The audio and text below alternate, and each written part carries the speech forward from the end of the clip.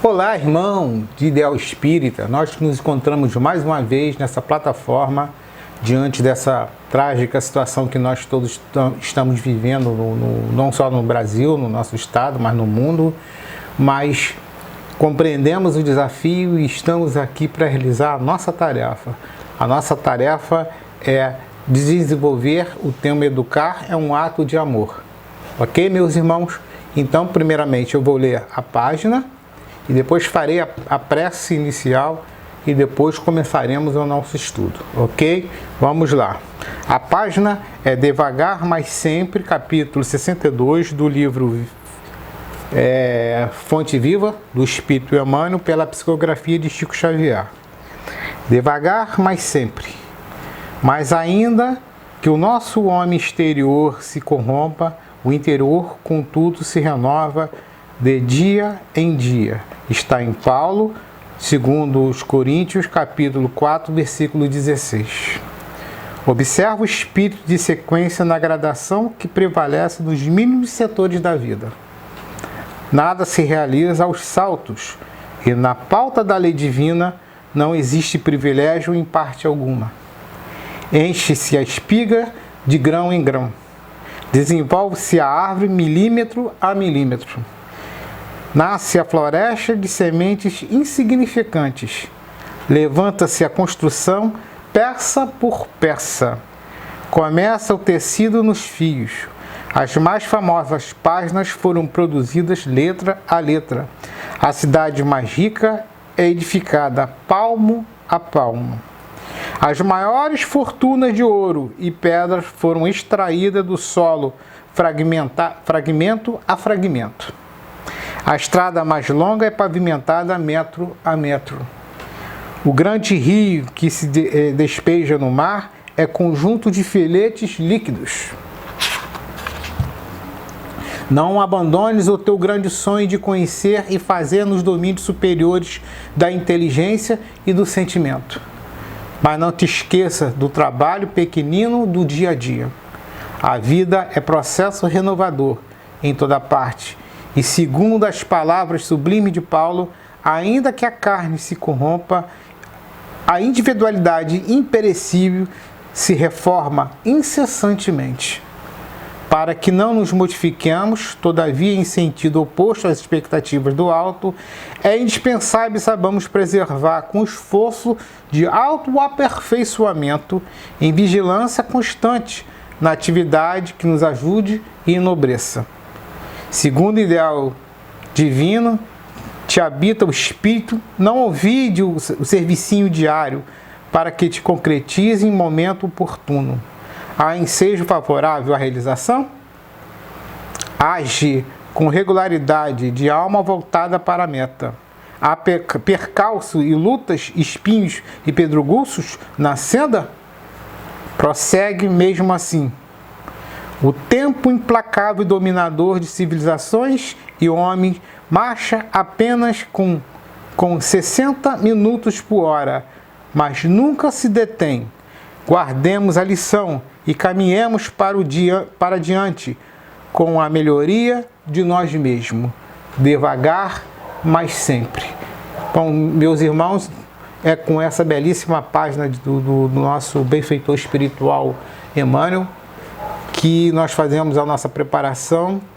Peço a todos, Senhor, que possamos nos posicionar, fechando os nossos olhinhos, trazendo à nossa tela mental a imagem de Jesus que cada um guarda no seu coração, na sua memória, e dizer a Ele: querido Mestre Jesus, nós que nos encontramos aqui diante de mais uma tarefa de transmitir um pouco do teu conhecimento, um pouco das tuas informações, um pouco das coisas que descortinam o mistério da vida e da morte. Te pedimos, Senhor, que nos ilumine, te pedimos, Senhor, que nos inspire, que fortaleça a nossa convicção no bem, o nosso propósito de continuar caminhando, mesmo ferido, mesmo com tanta dificuldade, mesmo com tantos problemas, que nós sabemos que faz parte da nossa tarefa de premiação, digamos assim. Peço, Senhor, também que abençoe todo o agrupamento espiritual, todos os meus irmãos, companheiros da Casa de Teresa, todas as pessoas que estão lá em volta, todos que vão em busca de alguma coisa, de socorro, de instrução, de amizade, de um abraço, de qualquer coisa, Senhor. Que o Senhor possa abençoar todos eles. Que o Senhor também possa abençoar Teresa de Jesus, a nossa mentora espiritual, pelo grande trabalho que realiza no mundo espiritual, bem sabemos, mas que nós não estamos ainda à altura de nem sequer realizar próximo, mas nós estamos a caminho, Senhor. Estamos agora tomados de consciência, tomados de desejo de fazer o bem, tomados no sentido de nos transformar pouco a pouco, como diz a página, né? Dia a dia, momento a momento, tarefa a tarefa, assim, nos sentindo espiritualmente melhor que o dia anterior. Nos proteja, Senhor, nos abençoe, que assim seja. Vamos lá, meus irmãos, dando prosseguimento à nossa tarefa. O nosso tema de hoje é educar um ato de amor, em que nós vamos tentar aqui trazer alguns elementos, algumas coisas para a gente refletir.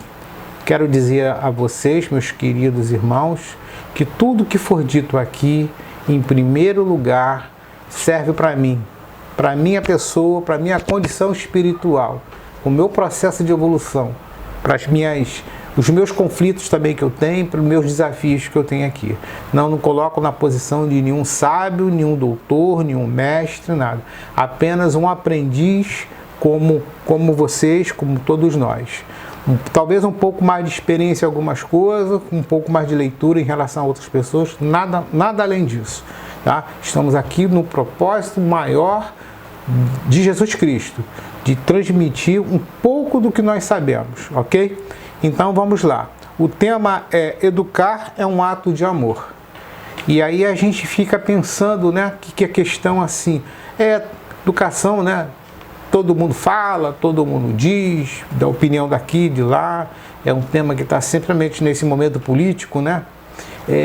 Muita gente se fala da educação, mas a questão da educação que eu venho aqui propor, para a gente conversar um pouco, para a gente pensar um pouco, não é a educação formal, não é a educação lá da escola, não é a educação da certificação, né, do título, não é essa a educação.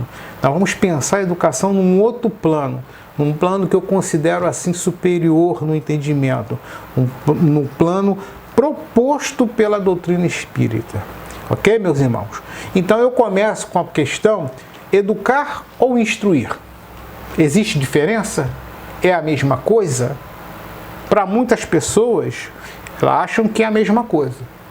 E aí a gente, mergulhando na questão, se aprofundando, nós vamos descobrir que não é a mesma coisa. Desculpe, não é a mesma coisa. Então vamos lá, no dicionário diz que instruir, passar alguém um conjunto de conhecimento sobre algum assunto, ensinar. Então olha só, instruir é quando você explica, é quando você passa um saber, é quando você transmite uma informação, é quando você conta uma história, etc. E ponto final. Isso é instruir. E instrução, é o que a gente mais vê no mundo, né? No nosso mundo prático, na nossa vida profissional, no dia a dia, é muito da questão da instrução. Não é esse tipo de informações que nós estamos agora aqui preocupados e interessados em pensar. E aí, mesmo o dicionário, ele vai apontar a questão do educar. E aí ele coloca uma diferença. E aí ele fala que educar é oferecer a alguém o necessário para que esta pessoa consiga desenvolver plenamente a sua personalidade. Ora, agora ele está falando em desenvolvimento da personalidade. Não é simplesmente passar um saber, não é simplesmente passar uma informação, não é simplesmente orientar um manual, por exemplo. É desenvolver a personalidade, os potenciais que tem uma pessoa. Então nós compreendemos que a educação está num plano superior, num plano mais além, num plano mais profundo da questão do transmitir o saber, ok? E aí, o mesmo dicionário, que ele divide a questão de educar em 3 elementos de resposta, e eu vou agora ler o segundo elemento, que parece que vai confundir a nossa cabeça, mas não vai não. Ele fala que educar também é propagar ou transmitir conhecimento, instrução, oferecer ensino, educação a instruir. Ou seja, educar também é instruir. E aí a gente começa a compreender que toda educação tem instrução, mas nem toda instrução tem educação. Compreendeu? Porque instrução não tem obrigações em questões do desenvolvimento da personalidade. Mas a educação tem sim um compromisso em desenvolver a personalidade. Mas para isso precisa transmitir conhecimento, precisa transmitir saberes, precisa trazer subsídio, informações, elementos para que o ser ele o quê? Ele associa com outras questões que ele tem e ele começa a provocar as questões das dúvidas, reações internas, e aí se dá o processo do seu aprendizado, da sua própria educação, da sua própria transformação, ok? E aí a última resposta que é dada pelo dicionário, ele diz assim: tentar alcançar o alto nível de desenvolvimento moral, espiritual e etc. Aperfeiçoar. Olha que legal, gente. Educação está relacionado com a questão moral, porque vai mexer com a personalidade. Se mexe com a personalidade, mexe com o quê? Mexe com valores. Não é? Não mexe com valores? Mexe com o sentimento. Mexe com a compreensão que nós temos do bem e do mal, do certo e do errado. Não é verdade? Mexe com a nossa questão do relacionamento que nós temos com as pessoas, com o nosso próximo, com o mundo, com as instituições e etc. Não é verdade? Então, por isso que a educação ela está relacionada com o desenvolvimento moral. Senão, ela iria fracassar. E nós vamos ver mais à frente por que ela iria fracassar. Ok? Aí, gente, eu trouxe um trecho, né? Trouxe um trecho aqui do Augusto Cury, que muita gente gosta, né? Desse educador, desse pensador, que ele fala o seguinte: educar é realizar a mais bela e complexa arte da inteligência.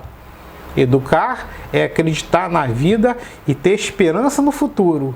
Mesmo que o jovem nos decepcione no presente, educar é semear com sabedoria e colher com paciência. Olha que bonito, eu achei isso muito bonito, né? E é assim, é uma arte, a arte da inteligência. E a educação é um processo e que necessariamente exige da gente a paciência, né? A paciência da semente que vai sendo lançada, dos elementos que são lançados, de como que o nosso irmão, o nosso próximo, o nosso aluno, enfim, a pessoa que está no nosso entorno, que está nos ouvindo, que está nos percebendo, ela vai tomar aquilo ali e como que aquilo ali vai despertar dentro dela, como que aquilo vai ser transformador dentro dela, ok? Agora vamos tratar da questão que é mais importante para a gente, que eu pensando aqui esse tema, gente, ele concordo com vocês que possam falar aí, que deva ter educadores, deve ter professores como eu e etc., que educação ela é um assunto assim complexo, existe diversos tratados pedagógicos, diversas orientações, diversas leituras, que não é aqui o meu propósito, até mesmo porque o tempo não daria e não é o nosso público. Nós não estamos aqui numa discussão de magistério, nós estamos aqui numa discussão de amigos espíritas, de simpatizantes espíritas e pessoas que estão buscando entender como é que o espiritismo pensa essas coisas, né? Então é nessa toada, nessa direção, nesse norte, que eu fui buscar dentro da fonte espírita as informações necessárias, ou seja, eu fui pesquisar o que está dentro do Livro dos Espíritos que se relaciona com a questão da educação, ok? Então eu coloquei assim, educação na visão espírita. Então, no Livro dos Espíritos, o famoso Livro dos Espíritos, o primeiro livro editado por Allan Kardec, na pergunta 797, ele fala o seguinte: no estado atual da sociedade, a severidade das leis penais não constitui uma necessidade. Isso aí está dentro lá do parte do livro das leis morais, tá? No caso aí, a lei de progresso ou a lei de sociedade, não me lembro agora direitinho. Então ele fala lá, no estado atual, né, na situação que nós estamos, da sociedade, a severidade das leis penais não constitui uma necessidade. O que ele está dizendo? No momento atual, no momento histórico, espiritual, evolutivo de toda da nossa comunidade planetária, nos dois planos da vida, e aqui no nosso plano material, termos leis severas, termos leis duras, constitui uma necessidade? Né? É isso que ele está falando? Então, vamos pensar um pouco nessa pergunta de Allan Kardec e daqui a pouquinho nós vamos discutir a questão da resposta.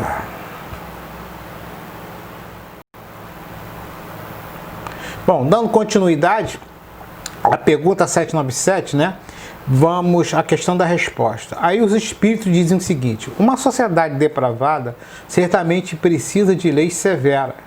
Infelizmente, essas leis mais se destinam a punir o mal depois de feito do que lhe secar a fonte. Vamos só reter nessa questão. As leis severas, ela está mais para inibir, mais para punir, para inibir a realização do mal, ou da questão ali, né, que é de controlar a ordem, etc. Mas ela não trabalha para secar a fonte. Quando os espíritos falam secar a fonte, é aquilo que gera, né? Aquilo que vem dando sentido, estimulando o surgimento daquela coisa. Vamos reportar nossa questão da nossa sociedade. Existe o sinal, né? O sinal vermelho de trânsito. Ora, a pessoa consciente, educada, quando o sinal vai ficar vermelho, ela para. As pessoas que não têm essa consciência, elas atravessam, né? Ultrapassam o sinal, o vermelho. Elas só não farão isso se tiver o quê? Se tiver uma câmera vigiando, né, um guarda ali multando, punindo com multa, né, ou seja, cobrando, descontando pontos na carteira, cobrando dinheiro, etc., para que o cara não faça aquilo ali. Então essa lei, ela tá mais na questão de quê? De reter o mal, de punir o mal. Mas que nós estamos pensando aqui é evitar que esse mal se realiza, aí evitar que esse mal se concretiza. E aí, dando prosseguimento à resposta dos espíritos, que ele fala, lhe secar a fonte, ele diz: só a educação poderá reformar os homens, que ainda não precisarão mais de leis tão rigorosas. Vejam só, gente, dentro do Livro dos Espíritos já dá a resposta. Só a educação poderá reformar os homens, que então não precisarão mais de leis tão rigorosas. Então, como é que a gente quer secar essa fonte? Transformando esse homem. Como vai transformar esse homem? Na educação. Mas como que a educação vai agir? Ela vai agir dentro da personalidade da pessoa, vai estimular os potenciais positivos, potenciais bons que todos nós carregamos, a partícula divina, né, dentro de nós. Todos nós nascemos para a direção da luz. Não existe ninguém que nasceu para a direção das trevas. As trevas é simplesmente um estágio de ignorância nosso, mas Todos nós somos atraídos pelaquilo que Joana de Anjos chama de heliotropismo espiritual, né? Nós vamos buscar a luz de Deus, a fonte primária da nossa criação.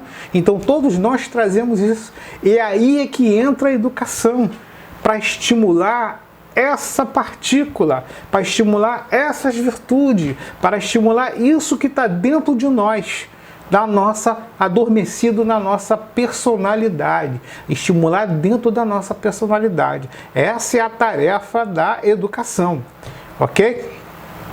E aí, como ele conclui, né? Os espíritos concluem, então a gente não vai precisar de leis tão rigorosas.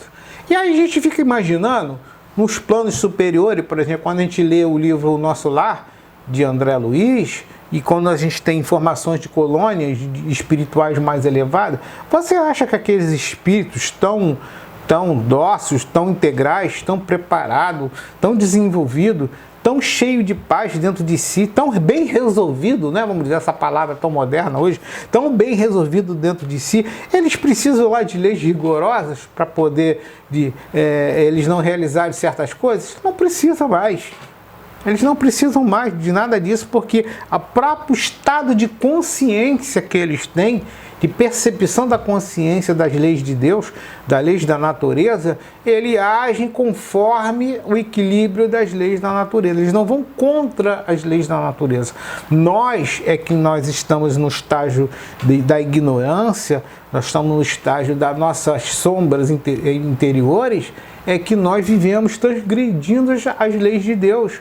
E por isso é que nós vivemos nesse conflito imenso de tantas eras, de tanto tempo, dentro de nós, que se reflete para toda a sociedade, com os nossos membros da sociedade, com o nosso próximo. É porque nós ainda não compreendemos dentro de nós as leis da natureza, as leis de Deus. O dia que nós compreendermos essas leis e elas estiverem profundamente enraizadas dentro da gente, cimentada nos valores, bem despertada dentro da gente, a gente não vai precisar de regras, a gente não vai precisar de placa, a gente não precisa disso, porque o nosso próprio estado de consciência vai nos conduzir plenamente.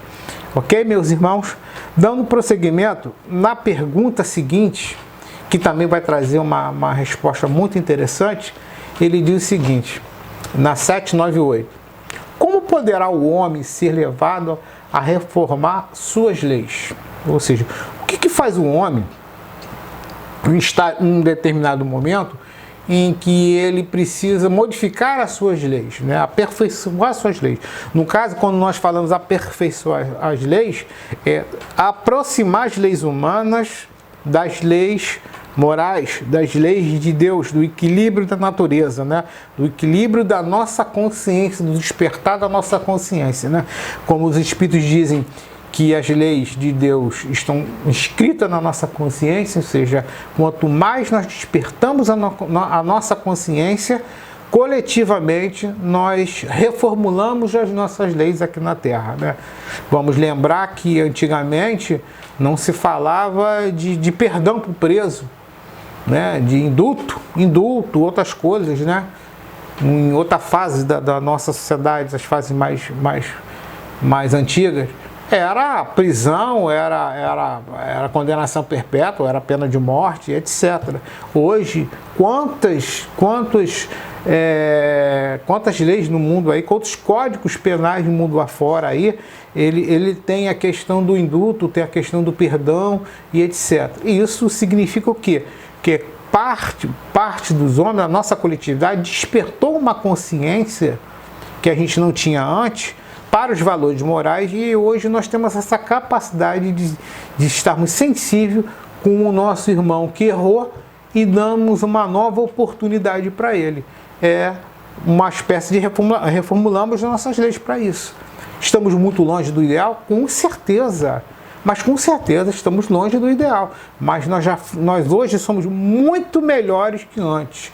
E eu digo isso, gente, com propriedade, como professor de história. Eu digo, professor, no passado era muito pior. Muito pior, gente. Muito pior. Idade Média, parte da Idade Moderna, não vou nem falar do mundo antigo. Era muito pior as questões. Que incrível que pareça, a gente fica atormentado com o nosso tempo de hoje, mas o nosso tempo de hoje, em termos de recurso, em termos de lei, em termos de proteção, em termos de despertamento de consciências, é muito maior, incomparavelmente com outros tempos da humanidade. Isso significa que a nossa coletividade, né, de uma certa maneira, com toda a dificuldade, está despertando a consciência. A coletividade que está dentro dos ciclos das encarnações aqui na Terra, ela está pouco a pouco despertando essa consciência. E dizem os espíritos que nós chegamos a um momento de finalização do ciclo, né, do ciclo de provas e expiações, em que agora está diante de nós o tempo da regeneração e que, infelizmente, uma parte da humanidade não poderá mais ficar matriculado na escola terrestre, porque a escola terrestre será promovida a um outro nível de desenvolvimento, um outro estágio de escolaridade. E aí os espíritos que não estão adequados a esse aprendizado, a essa escola, terão que ir para uma escola mais apropriada. Mas eles serão também submetidos a reformulações, gente. E quem sabe, como diz o Espírito, muitos poderão voltar mais tarde para a Terra, ok? Então vamos lá. Dando o seguinte a questão da pergunta 798, os Espíritos vão responder o seguinte: isso ocorre naturalmente pela força mesma das coisas e da influência da pessoa que nos guiam na senda do progresso. Muitas ele já reformou e muitas outras reformará. Espera, é essa a resposta dos Espíritos. Olha aqui, olha que interessante, ele fala que isso ocorre naturalmente. Quando ele fala que ocorre naturalmente, pelas forças mesmas das coisas, significa o quê? Que existe evolução. A evolução não para, as transformações estão ocorrendo de todos os lados. Então isso é a força da naturalidade, dos acontecimentos. Nada está parado no universo. Então, retornando, meus irmãos, na pergunta 798 ele fala: isso ocorre naturalmente pela força mesma das coisas. Quando ele fala que a força mesma das coisas, gente, é a lei de progresso, é a evolução. Ou seja, tudo no universo, tudo no mundo está em movimento, nada está parado, nada está estático. O que está parado, às vezes, é uma impressão nossa psicológica, é um estado de falta de percepção da gente do movimento das coisas.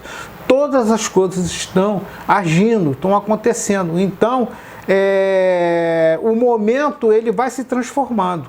E aí ele segue aqui dizendo: pela influência das pessoas que o guiam na senda do progresso. Olha só, influência das pessoas. Como é que as pessoas influem, gente? Pela educação, educando, dando exemplo, mostrando. Então, essas pessoas são agentes transformadores da sociedade. Meu irmão, você que está aí, está me observando, está me ouvindo, é um agente transformador, não só da sua própria vida, do seu próprio interior. Você também é transformador da sociedade. Primeiro você influencia o seu meio, o seu próximo. Depois você vai se juntando a outros tantos e vai influenciando a sociedade, vai mudando toda a sociedade. Então você acha que não tem um papel nessa história, nesse conjunto? Tem sim. Vamos lembrar a página que eu li aqui do Emmanuel, que ele fala o quê? Que um filete, são os filetes de água que se juntam, formam um rio, o rio junto, ele vai o quê? Ele vai para o oceano. E o oceano também é feito o quê? Pela chuva. E a chuva é feita o quê? De gotículas de água que se chegam, gente. E a floresta não é feita de grão em grão, de sementes minúsculas. Muitas das árvores gigantescas, a semente é minúscula, gente. É tão pequenina que a gente quase não percebe. No entanto, quando elas são germinadas e elas desenvolvem no seu ambiente adequado, elas se tornam árvores frondosas, gigantescas, de 40 metros e vai embora. E vivem, se não cortarem, né? Vivem até centenas de anos.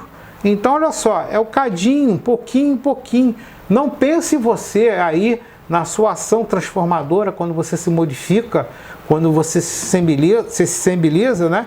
Quando você se autoeduca também, porque você também é um agente próprio de si mesmo, você não esteja influenciando outras pessoas. Está sim. Você influencia as outras pessoas. É nessa crença que a gente tem que se firmar.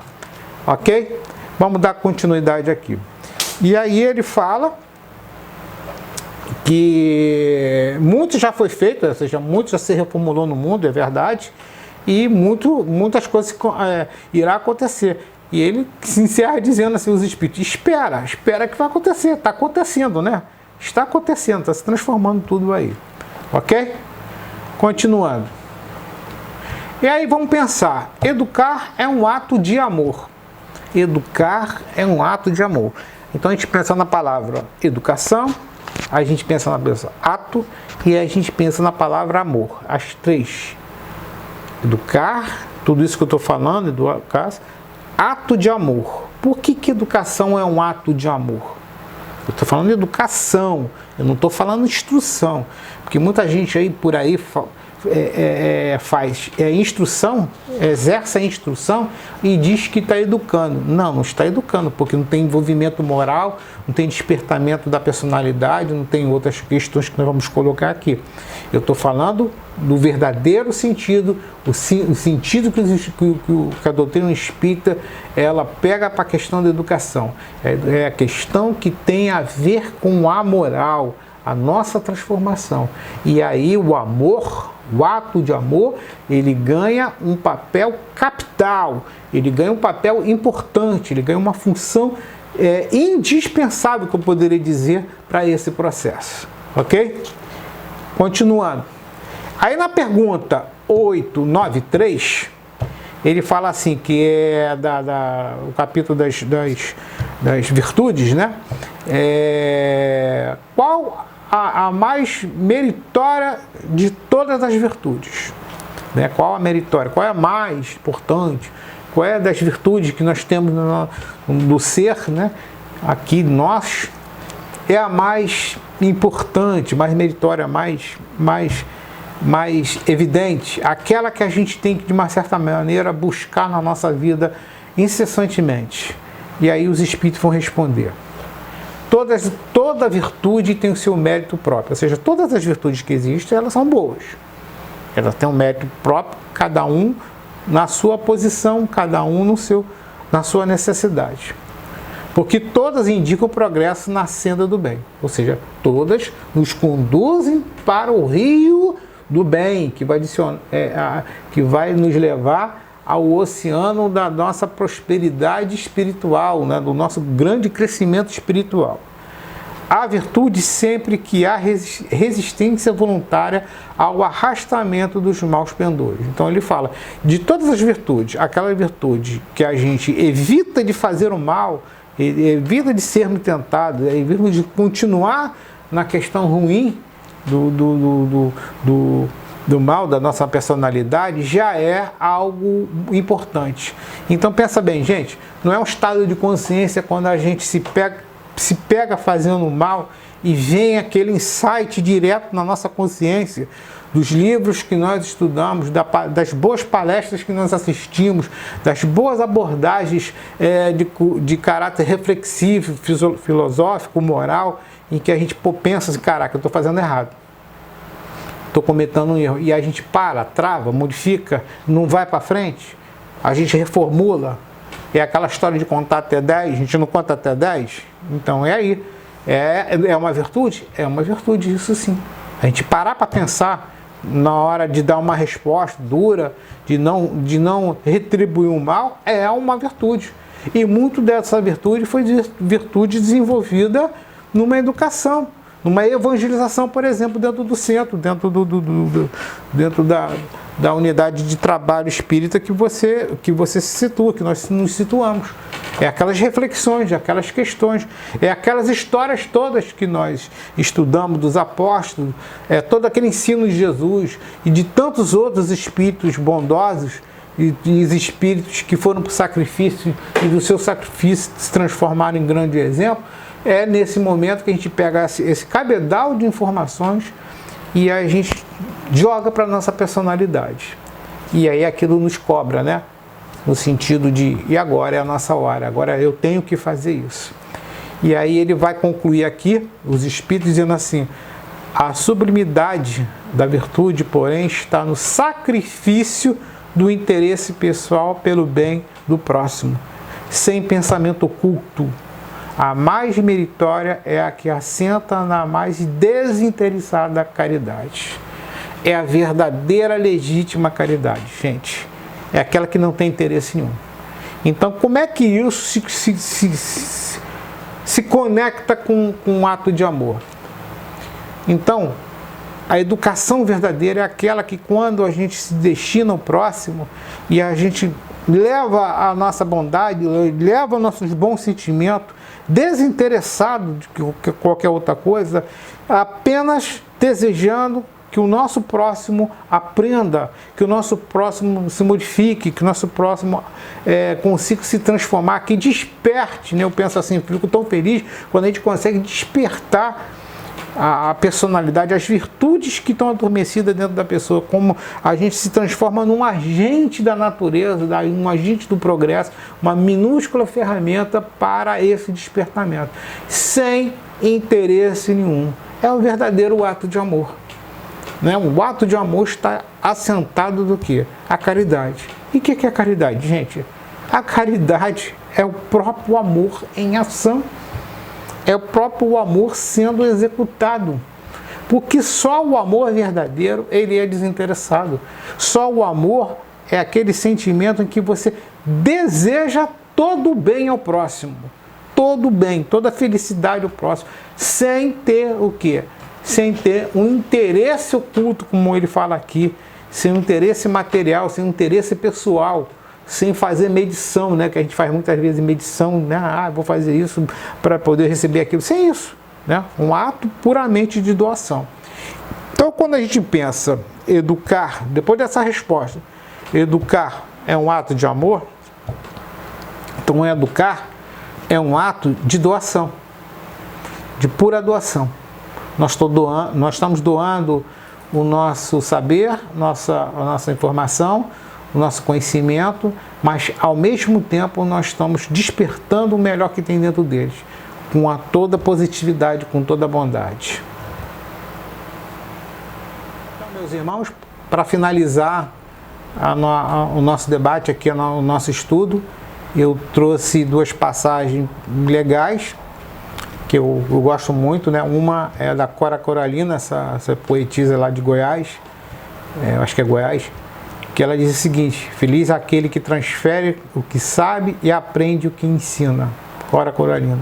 E a outra não podemos esquecer, uma passagem de Marcos, que ele diz assim: ouvi, eis que saiu o semeador a semear. E aqui simbolicamente o semeador pode ser tantas coisas, é uma metáfora, né? Então é como educar. Eis que o educador saiu a educar, saiu também a transmitir, a jogar os seus bons sentimentos, ok? Gostaria de agradecer muito a todos, abençoar a casa de vocês, abençoar a vida de vocês, a de todos os nossos irmãos, e estamos aqui preparados para um novo desafio e uma nova tarefa que iremos com certeza desempenhar com todo amor, com todo carinho a vocês. Ok, meu irmão? Fico muito feliz de vocês estarem nos ouvindo e pensando naquilo que nós trouxemos. Lembrando que isso também serve para mim. Agora, meus irmãos, eu vou finalizar com a oração e desejo a todos vocês um bom dia, uma boa noite, um bom final de semana, felicidade para suas famílias, para sua vida. E que a gente possa em breve se reunir todos, dar um grande abraço fraternal. Estou morrendo de saudade de muita gente, tá? Tenha isso com certeza. Vamos lá fechar nossos olhinhos.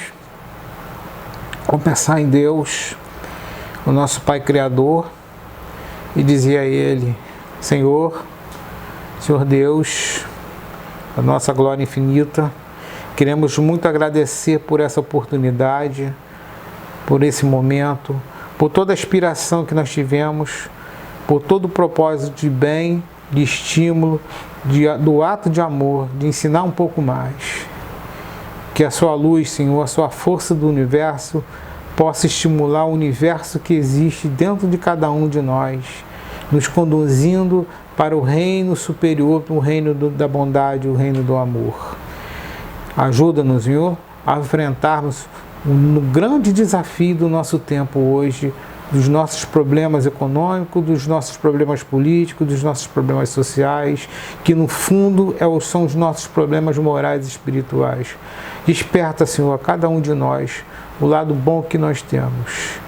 Agradecemos, Senhor, também a Teresa de Jesus e todo o agrupamento espiritual que nos ajuda, que nos protege, que nos possibilita de alguma maneira de trabalhar e de ajudar o próximo, de ajudar as pessoas da melhor forma possível, da maneira que nós conhecemos.